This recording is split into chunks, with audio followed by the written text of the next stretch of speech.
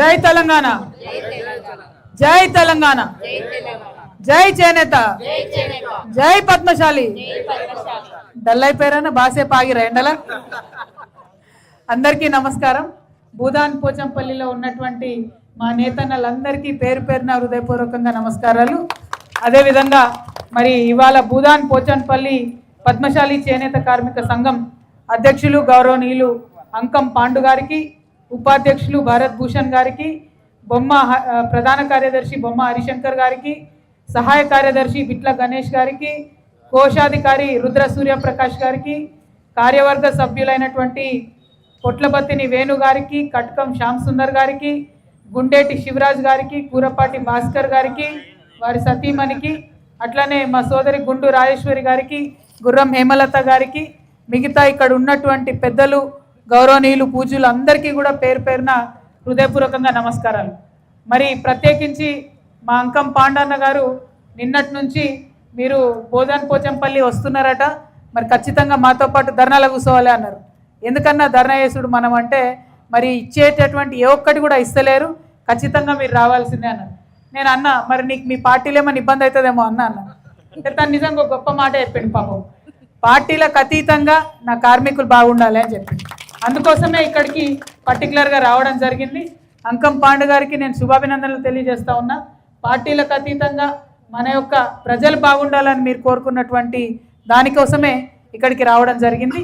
అదేవిధంగా ఇంకా అనేక మంది పెద్దలతో కలిపి కార్యక్రమాలు అనుకున్నాం. ఇవాళ భూదాన్ పోచంపల్లి అంటే మరి మనందరికీ ముఖ్యంగా మా ఆడబిడ్డలకి బాగా ఇష్టమైనటువంటి ప్రదేశం. మంచి చీరలు, మన్నికైనటువంటి చీరలు, తేలికగా ఉండే చీరలు, చాలా సింపుల్గా ఉండేటటువంటి చీరల దగ్గర నుంచి మొదలు పెడితే మన గజం అంజయ్య లాంటి వాళ్ళు రాష్ట్రపతి అవార్డు దాకా పోయేటటువంటి గొప్ప చీరలను కూడా అందించినటువంటి ప్రదేశం. అన్నిటికన్నా ఎక్కువ నాకు తెలిసి ఏమన్నా తప్పులుంటే సరిచేయండి, భారతదేశం మొత్తంలో కూడా దాదాపు 8500 మగ్గాల పైచిలకు ఉండేటటువంటి most unique place Bhoodan Pochampally అని చెప్పి నేను బలంగా విశ్వసిస్తూ ఉన్నాను. మరి తరిగిపోతున్నటువంటి కళ, ముందు తరాలు ముందుకొచ్చి అందుకుంటలేనటువంటి కళ అయినప్పటికీ ఇంకా మగ్గాలు నేస్తూ ఆ కళను బతికిస్తున్నటువంటి చేనేత కార్మికులు కాదు, చేనేత కళాకారులు అని చెప్పి నేను మనస్ఫూర్తిగా భావిస్తూ ఉన్నా.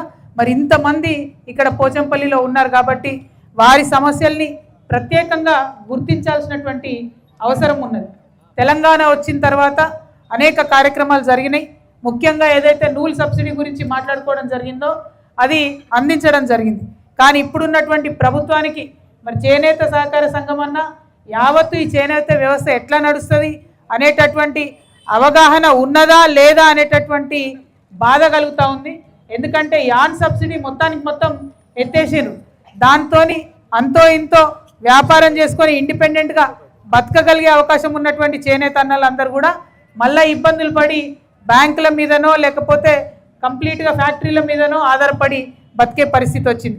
కాబట్టి యాన్ సబ్సిడీని యథాతథంగా పునరుద్ధరించాలని చెప్పి ఈ సందర్భంగా నేను కాంగ్రెస్ ప్రభుత్వాన్ని డిమాండ్ చేస్తూ ఉన్నాను. అదేవిధంగా మరి సహకార సంఘం ఎన్నికలు జరగకపోవడంతో ఎంత ఇబ్బందులు అవుతున్నాయో మనకు తెలుసు. సరే, ఇది ఏ ప్రభుత్వం అయినా 6 ఏళ్ళు అయింది సహకార సంఘం ఎన్నికలు లేక.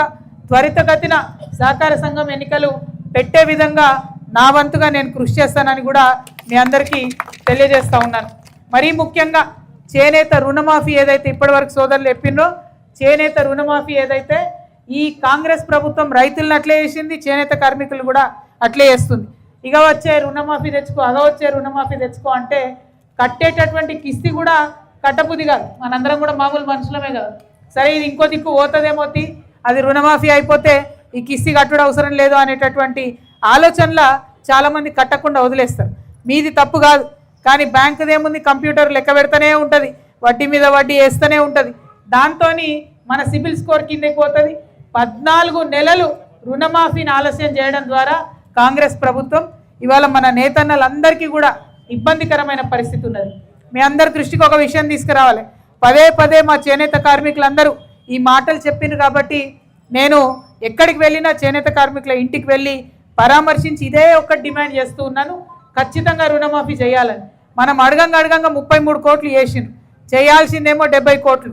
కాబట్టి ఆ 70 కోట్లు మొత్తం కూడా రుణమాఫీ చేయాలని చెప్పి ప్రభుత్వాన్ని నేను డిమాండ్ చేస్తూ ఉన్నాను. ఇక్కడ డిమాండ్ చేయడమే కాదు, ఇంకొక వారం ఆగుదాం, అవసరమైతే హైదరాబాద్లో ముఖ్యమంత్రి ఇంటినైనా ముట్టడించి మన రుణమాఫీ మనం తెచ్చుకుందామని ఈ సందర్భంగా మీ అందరికి కూడా నేను భరోసాని ఇస్తూ ఉన్నాను. అదేవిధంగా మరి ఏదైతే థ్రిఫ్ట్ స్కీమ్ ఉండేనో అది పెట్టిందే అంతో ఇంతో సేవ్ చేయడానికి, కార్మికుడు ₹1 ఇస్తే ప్రభుత్వం ₹2 ఇవ్వాలనేటటువంటి ఆలోచనతో పెట్టినటువంటి స్కీమ్. ఇంట్లో 3 పెద్ద మనుషులు ఉంటే వాళ్ళందరి పేరు మీద ఆదా వేసుకుంటే 3 ఏళ్లకు ఒకపాటుగా అమౌంట్ వస్తే ఏదో ఒకదానికి వాడుకోవచ్చు అన్న మంచి ఆలోచనతో పెట్టినటువంటి స్కీమ్. నేను అన్నట్టుగా ఇప్పుడున్న కాంగ్రెస్ ప్రభుత్వానికి ఆ పెద్దలకు అవగాహన రాహిత్యం, చేనేత కార్మికులు వాళ్ళ బతికేంది, వాళ్ళ పరిస్థితి ఏంది అని అవగాహన లేకపోవడంతో 3 ఏళ్ళు ఉన్నదాన్ని 2 ఏళ్ళకు కుదించారు. అంటే అమౌంట్ అక్కడ తగ్గించారు. అదేవిధంగా 3 ఉంటే 2కి వేసిర్రు, అక్కడ తగ్గించారు. దానివల్ల మనకు సగానికి సగం అమౌంట్ కట్ అయ్యేటటువంటి పరిస్థితి ఉన్నది. మరి ఇట్లా మన దగ్గర కోత పెట్టి చేనేత కార్మికుల దగ్గర, రైతుల దగ్గర, పేదవాళ్ళ దగ్గర కోత పెట్టి ఏం మిగుల్చుకుంటుంది ఈ ప్రభుత్వం అన్నది అర్థం కానటువంటి పరిస్థితి ఉన్నది. కాబట్టి ప్రభుత్వాన్ని మేము డిమాండ్ చేస్తూ ఉన్నాం, థ్రిఫ్ట్ స్కీమ్ని యథాతథంగా కూడా ఇంప్లిమెంట్ చేయాలి, అవసరమైతే పెంచాలే తప్ప తగ్గించొద్దనే విషయాన్ని కూడా నేను డిమాండ్ చేస్తూ ఉన్నాను. అయితే మా నేతన్నలకు నేను ఒక మాట చెప్పాలి, కొంచెం నేను చెప్పే మాట మీకు కఠినంగా అనిపించినా చెప్తాను నేను ఇవాళ. ఎందుకోసం అంటే మనం కూర్చున్నది ఎవరి దగ్గర, కొండా లక్ష్మణ్ బాపూజీ గారి దగ్గర. ఆయన టైగర్ ఉండే హీరో, ఏం చేసిండు, అవసరమైతే బాంబులు వేస్తా అని చెప్పి బెదిరించి రాజకీయంగా శాసించినటువంటి వ్యక్తి, మంత్రిగా వెలుగొందినటువంటి వ్యక్తి, అనేక మంది మేము స్ఫూర్తి తీసుకునేటటువంటి వ్యక్తి. మరి ఆయన నాయకత్వం తర్వాత మెల్లమెల్లగా అన్ని పార్టీలు కూడా పద్మశాలీల నాయకత్వం లేకుండా చేసింది. ఇవాళ బీఆర్ఎస్ పార్టీలో ఒకటే ఒక ఎమ్మెల్యే, కాంగ్రెస్ పార్టీలో ఒకటే ఒక టికెట్, అది కూడా చార్మినార్ యాకుత్పురాల ఇచ్చిర్రు, అది ఆయన తోడైపోయింది. సో అటువంటి పరిస్థితి ఉన్నది. నా రిక్వెస్ట్ మీ అందరితో ఏంటంటే, మీరు కొండా లక్ష్మణ్ బాపూజీ లాగా బయటకు వచ్చి రాజకీయంగా యాక్టివ్ అయితేనే మన పనులు జరుగుతాయి. ఇందాక ఒక అన్న మాట్లాడుకుంటే ఏమన్నారు,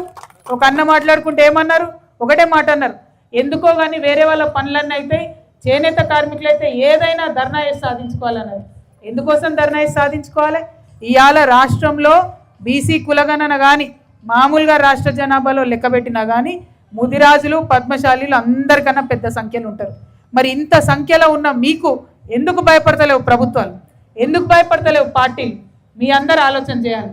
ఎక్కడైనా మన పద్మశాలి బిడ్డ నిలబడ్డాడంటే ఆయనను గెలిపించడానికి పార్టీలకు అతీతంగా మీరందరూ ఒకటైతే అన్ని పార్టీలు మీకు భయపడతాయి. ఇవాళ ఆ యూనిటీ మనకు కనబడతలేదు, ఏమన్నా అనుకోండి. కాబట్టే ఇవాళ ఒక ప్రభుత్వం కూడా, ఒక పార్టీ కూడా మనకు భయపడే పరిస్థితి లేదు. మరి ఇక్కడ ఉన్నప్పుడు మీ అందరికి కూడా నేను తెలియజేసేది ఒకటే, మనం మొన్నటిదాకా బీసీల రిజర్వేషన్ కోసం గట్టిగా కొట్లాడినాం, మాట్లాడినాం, అసలు సర్పంచ్ ఎన్నికలు కాదు ఏ ఎన్నికలు జరగొద్దన్నాం, అయినా ప్రభుత్వాలు భయపడలే. ఏం చేసినాయి, డైరెక్ట్గా ఇదివరకు ఉన్న బీసీ రిజర్వేషన్ కన్నా ఇదివరకు 23% వస్తే 21%తో ఎన్నికలు పెట్టినాయి. కానీ ఒక్కసారి ఆలోచించండి అన్న, ఏ ఒక్క గ్రామంలో అన్నా, ఏ ఒక్క బీసీ కమ్యూనిటీ అన్నా మేము ఎన్నికలు బహిష్కరిస్తున్నాం అన్నారా? అనలే. మాయాజాలంలో పడిపోయినాం, ఆ పార్టీ వాడు వచ్చి ఈ పార్టీ వాడు వచ్చి ఏదో చెప్పగానే మాయాజాలంలో పడిపోయినాం. మరి మాయాజాలంలో పడిపోతే ఏమవుతుంది అని అంటే మనం గిట్లనే ధర్నాలు చేసుకుంటూ ఉంటాం, ఎవ్వరు మన మాట వినరు. నా రిక్వెస్ట్ మీ అందరితో అన్న, పొలిటికల్గా ఎదగాలి, ఖచ్చితంగా పొలిటికల్గా ఎదగాలి. ఎదగాలంటే దానికి ఏం చేయాలనో ఆలోచన చేసుకోండి. మీ ఇష్టం వచ్చిన పార్టీలో మీ ఇష్టం వచ్చిన అభ్యర్థులనే పెట్టండి, కానీ గెలిపించండి. మన వాయిస్ ఎక్కువ ఉంటే, మన కమ్యూనిటీ వాయిస్ ఎక్కువ ఉంటే ఖచ్చితంగా కమ్యూనిటీకి కావాల్సిన పనులు అన్ని ప్రభుత్వాలు చేస్తారు. నిజంగా మీరు ఒక్కసారి ఆలోచించండి, పోయిన సంవత్సరం 1200 కోట్లు కదన్న పెట్టింది, 1200 కోట్లు బడ్జెట్లో ఉండే. ఈ సంవత్సరం ₹1 లేదు. ఎవరు మాట్లాడలే, మీరు ఎట్లయితుంది? మన సమస్య ఇంకెవరో పోయి మాట్లాడుతున్న కొద్దీ అలసైతం తప్పితే ఎక్కువ పవర్ ఉండదు మనకు. నా రిక్వెస్ట్ ఏంటంటే ఏదైనా చేద్దాం, బీసీలలో అతిపెద్ద సమూహాలుగా ఉన్న పద్మశాలి అనేటటువంటి కమ్యూనిటీకి ఖచ్చితంగా రిప్రజెంటేషన్ పొలిటికల్గా ఉండాల్సిందే. దానికోసం వచ్చే అన్ని ఎన్నికలలో దయచేసి పోటీ చేయాలి. మీ ఇష్టమున్న పార్టీలలో వేసుకోరు, ఏ పార్టీ అన్నది కాదు, కానీ ప్రతి పార్టీలో మన యొక్క నంబర్ ఎక్కువ ఉంటేనే మనకు అధికారం ఉంటుంది, హక్కు ఉంటుంది. కాబట్టి దానికోసం ప్రయత్నం చేయాలి. మరి పద్మశాలీలు పెద్ద సంఖ్యలో అన్ని పార్టీలలో ఉన్నప్పుడే సామాజిక తెలంగాణ అనేది సాధ్యమవుతుందన్న విషయాన్ని దయచేసి గమనించవలసిందిగా మీ అందరినీ కోరుతా ఉన్నాను. సరే, అది రావాల్సినటువంటి అంశం, దానికోసం నిరంతరం కృషి చేయాల్సినటువంటి అంశం. దాంతోపాటు తక్షణ సమస్యలుగా మీరు ఇచ్చినటువంటి అన్ని అంశాల మీద కూడా మీ చెల్లెగా మీ సోదరిగా ఖచ్చితంగా మీతో పాటు అడుగులు అడిగేసి నేను నడుస్తా. మీరు ఎక్కడ ధర్నా రమ్మంటే అక్కడికి వస్తా, ఎక్కడ రోడ్ మీద కూర్చోమంటే అక్కడ కూర్చుంటా. దానికి సాధించుకునే వరకు కూడా మీ వెంట నడుస్తా అనే విషయాన్ని మీ అందరికి కూడా నేను తెలియజేస్తా ఉన్నాను. మా అన్నదమ్ములకి మళ్ళీ ఒకసారి చెప్తున్నా, political power is the ultimate power. ఆ పొలిటికల్ పవర్కి పద్మశాలిలకు వచ్చిన రోజు మీ సమస్యలు మీ డబ్బులు ఇక్కడికి నడుచుకుంటూ వస్తాయి. ఇంకొక మాట కూడా చెప్పాలి మీకు, నేను మొన్న వెతుక్కుంటా నాంపల్లి కాడికి పోయినా. ఆడికి పోయి టెస్కో షాప్లకు పోయి నేనే షాపింగ్ చేసిన చీరలు, చేనేత చీరలు ఎక్కడెక్కడి ఉన్నాయని. అక్కడ 2 విషయాలు గమనించిన నేను. మన తెలంగాణ చేనేత చాలా తక్కువ ఉన్నది, అక్కడ కూడా ఆంధ్ర నుండి వచ్చిన చేనేత సరుకు చాలా ఎక్కువ ఉన్నది.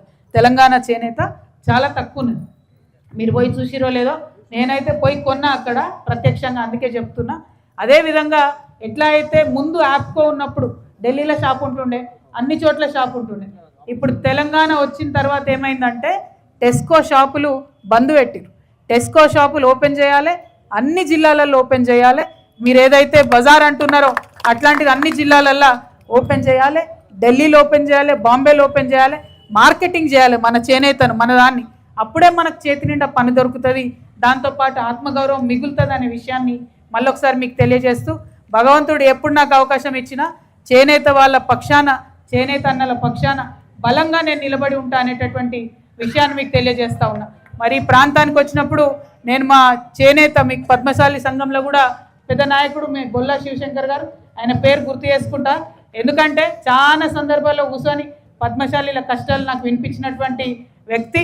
మరి ఇవాళ ఆయన మాతో ఇక్కడ రాలేకపోయిండు, కానీ తెలుసు కదా, ఓకే, చాలా పెద్ద ఎత్తున కొట్లాడుతున్నాం చెప్పిరా. ఇంకా కూడా పెద్ద ఎత్తున ఫ్యూచర్లో కూడా కొట్లాడదాం.